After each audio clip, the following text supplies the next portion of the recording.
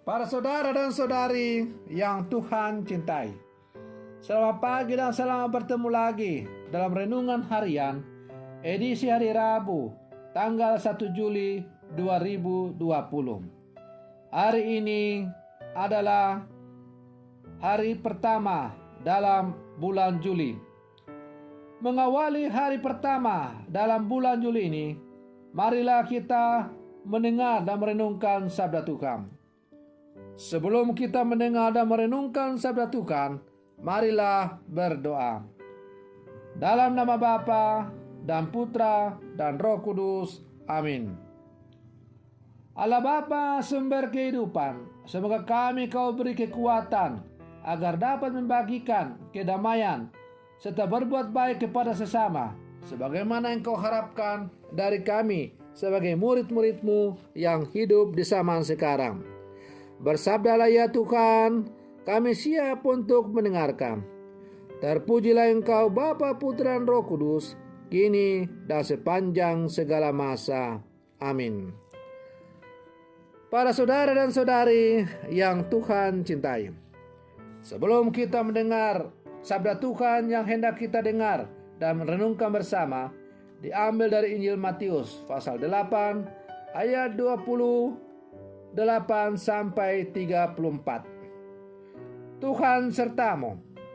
Inilah Injil Tuhan kita Yesus Kristus menurut Santo Matius. Setibanya di seberang, yaitu di daerah orang Gadara, datanglah dari pekuburan 2 orang yang kerasukan setan menemui Yesus. Mereka sangat berbahaya sehingga tidak seorang pun yang berani melalui jalan itu.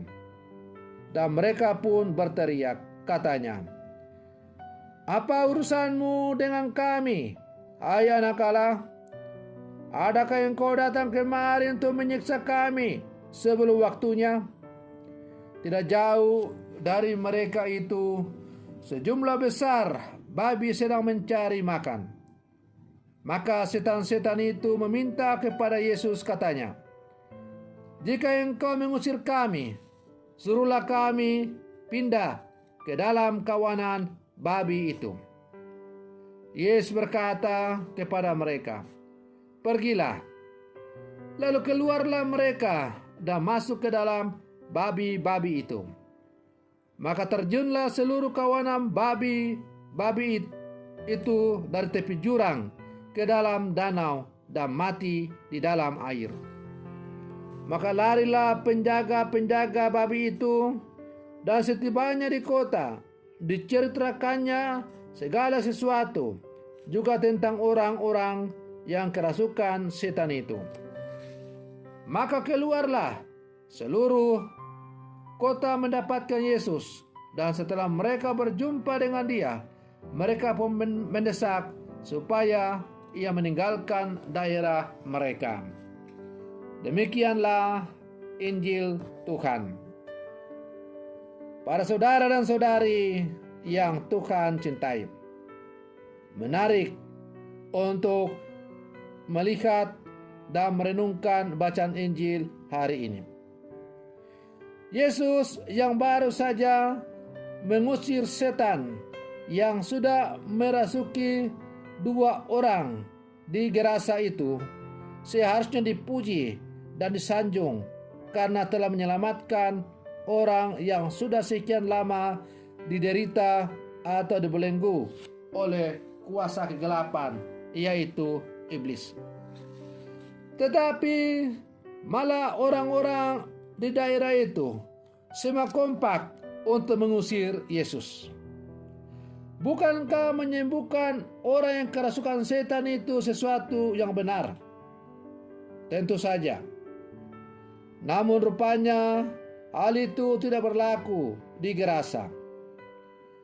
Orang yang kerasukan setan itu rupanya sengaja ditempatkan di daerah itu dengan sebuah tujuan, yakni agar bisnis haram kepunya mereka, yakni memelihara babi, tetap berjalan dengan baik.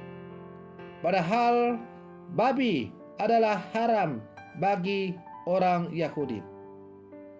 Karenanya orang yang kerasukan setan itu justru sengaja digunakan untuk melindungi bisnis itu, agar tak seorang pun berani melalui atau mendekati tempat itu selain masyarakat sekitar. Kisah ini menggambarkan bahwa manusia acap kali bekerja sama dengan setan dan kejahatan untuk melanggengkan segala usaha, bisnis, atau meraih kekuasaan. Di sini kebenaran menjadi ancaman. Maka ketika orang yang kerasukan setan itu telah disembuhkan, tentu mereka akan terancam bisnis haramnya itu. Ketika setan-setan itu akhirnya lari dan memasuki babi-babi itu, lalu babi-babi itu akhirnya terjun ke dalam sungai lalu mati. Lalu kemudian penjaga-penjaga babi itu lari ke kota dan menyampaikan kepada orang-orang yang punya ternak babi itu apa yang telah terjadi, termasuk apa yang terjadi dengan dua orang yang dirasuki setan itu. Tentu mereka merasa geram. Mereka merasa geram karena mereka mengalami kerugian yang luar biasa.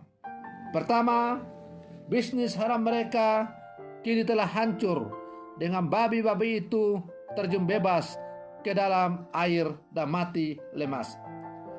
Yang kedua, orang yang kerasukan setan itu tidak lagi bisa diperalat untuk dijadikan alat untuk menakut-nakuti orang agar supaya bisnis haram mereka itu tetap langgeng. Dengan mereka dibebaskan dari kuasa kegelapan, maka mereka tidak lagi mampu atau tidak bisa lagi menjalankan bisnis yang haram itu. Maka kini mereka atau masyarakat, orang-orang di kota itu sungguh merasa terancam atas bisnis mereka yang selama ini telah berjalan dengan baik. Dan karena itu mereka kompak keluar dan mendapati Yesus dan mendesak supaya Yesus keluar dari daerah mereka. Karena kalau Yesus tetap tinggal atau lebih lama berada di kota mereka, maka mereka semakin terancam. Para saudara dan saudari yang Tuhan cintai, kita yang hidup di zaman sekarang, tentu kita diajak untuk merenungkan bahwa sebagai murid-murid Yesus, kita tidak boleh menjadi bagian dari kelompok-kelompok atau para pebisnis haram yang menghalalkan segala macam cara untuk mencari keuntungan dalam perjalanan hidup kita. Sebagai orang-orang Katolik yang hidup di zaman sekarang, kita harus berani mengatakan tidak kepada segala sesuatu yang bertentangan dengan kehendak Allah.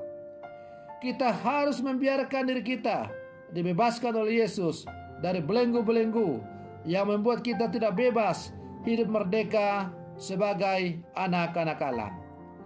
Maka marilah dalam seluruh kehidupan kita terus membiarkan diri kita dirasuki oleh Roh Allah, oleh Kristus, agar kita mampu dibebaskan dari berbagai pengaruh-pengaruh dunia yang akhirnya membuat kita tidak bebas untuk hidup sebagai anak-anak Allah. Semoga permenungan saya ini semakin menghantar kita untuk menjadi orang-orang Katolik sejati yang hidup di zaman sekarang ini. Semoga demikian. Selamat pagi. Tuhan Yesus memberkati.